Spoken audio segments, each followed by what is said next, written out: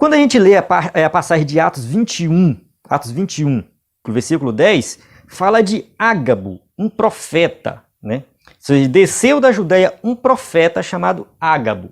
Então, Ágabo era o quê? Uma pessoa que tinha o dom de profecia. Então, aqui fica claro que o Novo Testamento fala do dom de profecia, de alguém que recebia uma capacitação do Espírito Santo para falar palavras reveladas diretamente por Deus, com um propósito específico, que, de acordo com o apóstolo Paulo, tem o propósito de exortar, de edificar. Enfim, o dom de profecia ele era muito útil na igreja. A gente tem que ler a passagem de 1 Coríntios, capítulo 12, 13 e 14, onde Paulo vai detalhar sobre isso, sobre os dons de profecia. Ele fala para buscar o dom de profecia, procurar com zelo os dons espirituais, versículo 14, mas principalmente que profetizeis. Então a gente observa que esse dom ele era importante, ele era usado na igreja e existiam-se profetas ali na igreja primitiva. Acontece que estes profetas, eles não tinham a mesma autoridade que os apóstolos e a mesma autoridade que os profetas do Antigo Testamento. Isso está bem claro nas Escrituras. E como é que eu sei disso? Como é que eu entendo que eles não tinham a mesma autoridade? 1 Tessalonicenses 5, 20 e 21. Paulo fala assim: não desprezeis as profecias, julgai todas as coisas e retende o que é bom.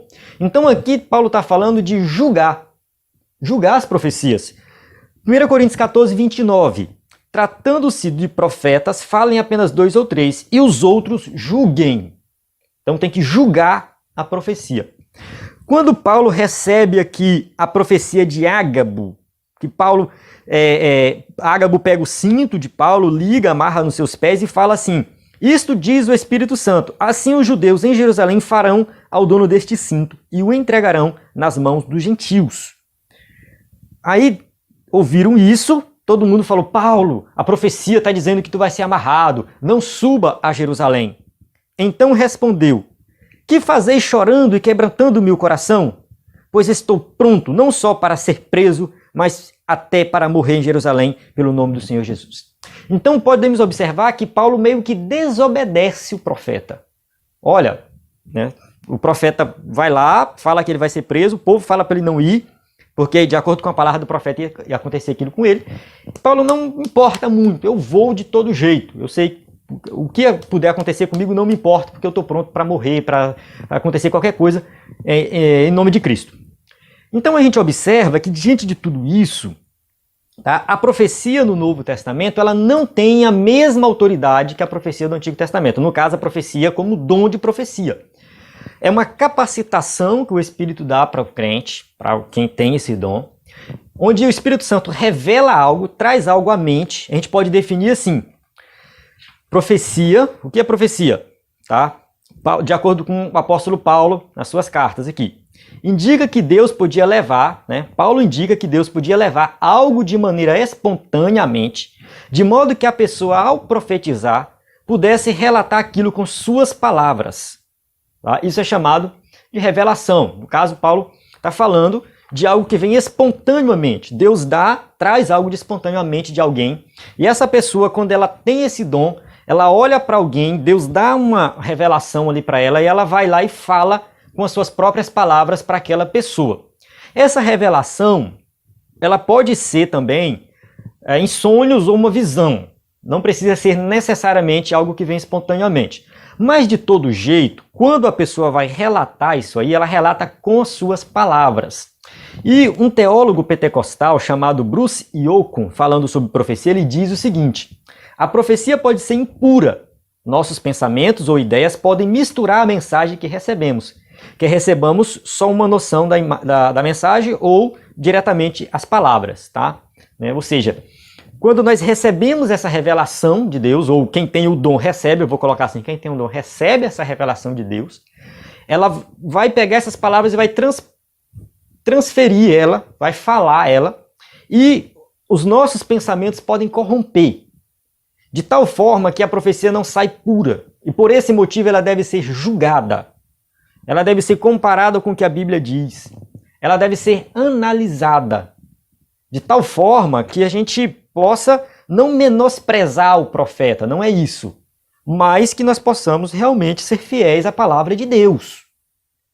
A profecia ela é importante, sim, porque às vezes Deus quer trazer algo para nós, a gente está meio despercebido, a gente não está atento, não está orando, não está vigiando, está acontecendo algo que a gente não está muito ligado ali e está deixando passar batido, e de repente Deus vai lá e usa alguém para dar uma palavra, para exortar, para edificar, para consolar. São os propósitos da profecia.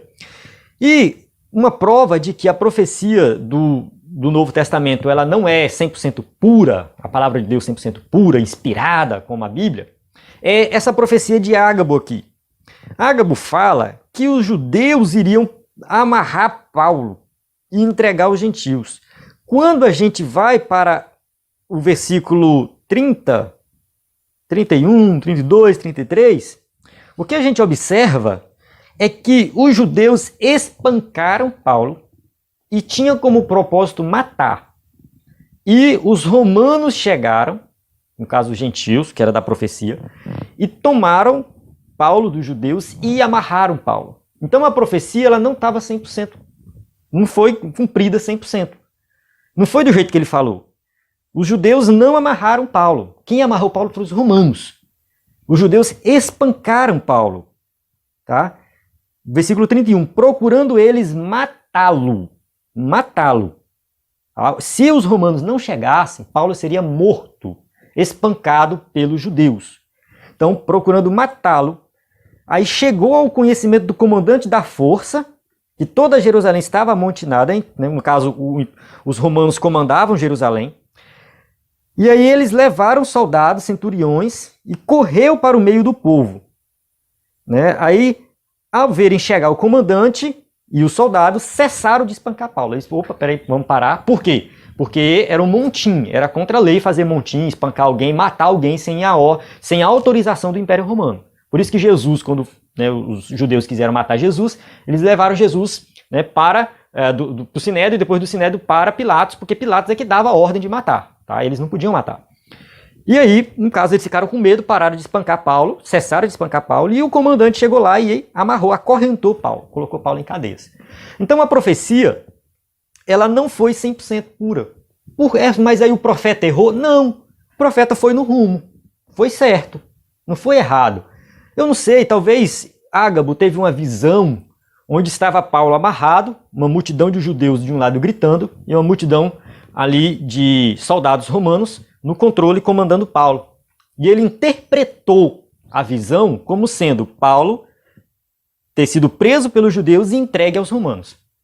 Ele interpretou dessa forma.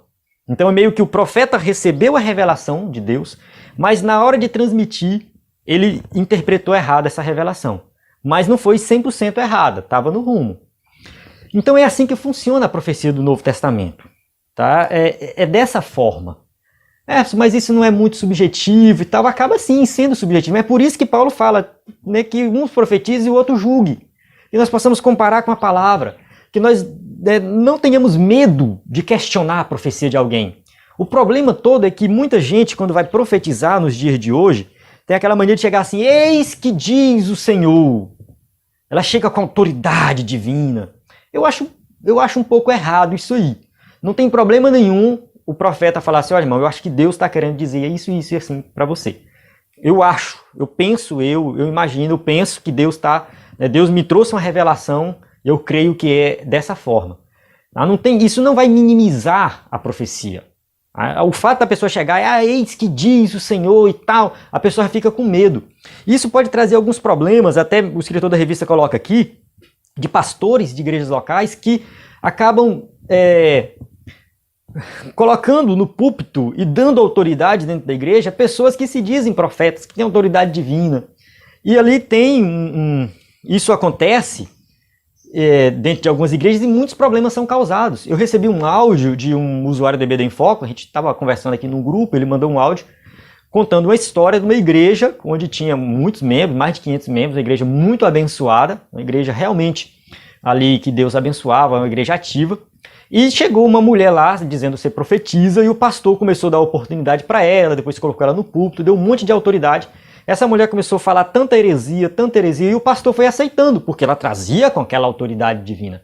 E certa vez, essa mulher, que se dizia profetisa, foi na casa de um irmão doente, falou que Jesus ia curar, que Deus revelou que ia curar, trancou a casa, não deixou ninguém sair, e as pessoas querendo levar, a família querendo levar, né, uma parte da família, né, querendo levar o homem para o hospital, para tomar um remédio. Ela não deixou, porque, no caso, até a esposa do homem que estava doente caiu na conversa dessa profeta, dessa profetisa. E, no caso, o homem morreu. Tá? O homem morreu. Ficaram 3 dias ele orando, Deus não curou, o homem morreu. O filho do homem queria processar ela, a mãe não deixou. Então foi aquela confusão. Então olha só o absurdo que aconteceu nessa igreja por causa de uma pessoa que se diz ter autoridade divina. Onde a igreja não vigiou e não julgou aquela profecia de acordo com as escrituras. Então muitos problemas vão surgir, a igreja se dividiu, foi maior confusão lá. E isso tem acontecido muito. Então nós não podemos ter medo de julgar a profecia, de alguém chegar com a autoridade divina. Epa, peraí, vamos lá, vamos analisar isso. Porque é a palavra de Deus, se tu duvidar, né, tu vai morrer. Tem uns que falam isso, né? Se tu duvidar, tu vai morrer.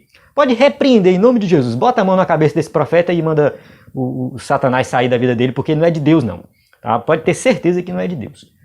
Então, assim, a gente tem que buscar o dom de profecia, mas tem que também ter cuidado, vigiar, para que ele seja usado da forma correta. Amém?